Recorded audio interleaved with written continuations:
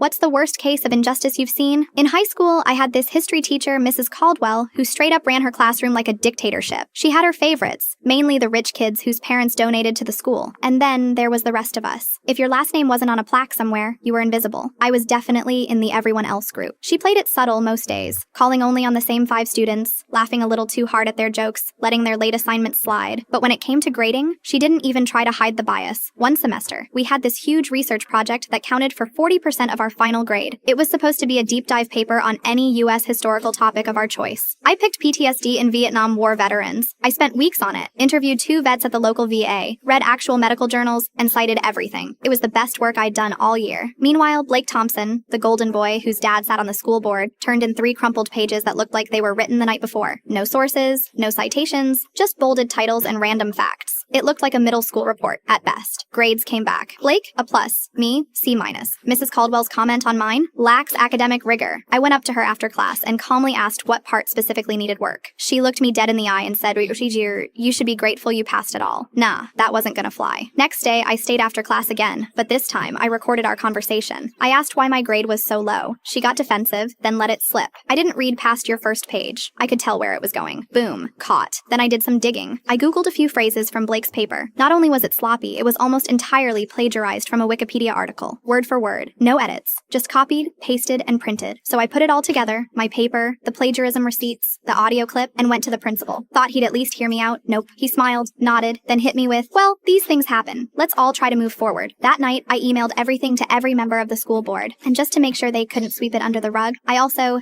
CC'd the local newspaper. They'd run fluff pieces on the school before. I figured it was time for some real reporting. 2 days later, I got called into the principal's office. He was furious. Slammed the door, waved around a copy of the email, said I'd embarrassed the school. I didn't say much, just sat there and waited. Later that afternoon, the newspaper posted a front-page story, favoritism in grading, local student blows the whistle. It blew up. Parents started calling the school. Teachers started checking their grade books twice. By the end of the week, Mrs. Caldwell was placed on administrative leave, and the district announced an independent audit of all her grades that semester. Turns out I wasn't the only one who'd been shortchanged. 3 other students came forward with similar stories. One kid had gotten a D on a paper that was later reviewed and raised to a B+ after a proper read-through. The whole school was buzzing for weeks. Mrs. Caldwell never came back. Official word was that she retired early, but everyone knew she got pushed out. Fast forward 3 years. Graduation ceremony for my little cousin. I'm sitting in the stands, and guess who I see 2 rows down? Blake Thompson. Still cocky, still wearing a backwards cap indoors. We made eye contact. He gave me this half smile and said, long time. I said, oh, how's college? He laughed, kind of bitter, and said, dropped out after first semester. Professors didn't exactly hand out A's. I just nodded and said, yeah, that academic rigor hits different when someone actually reads your work, huh?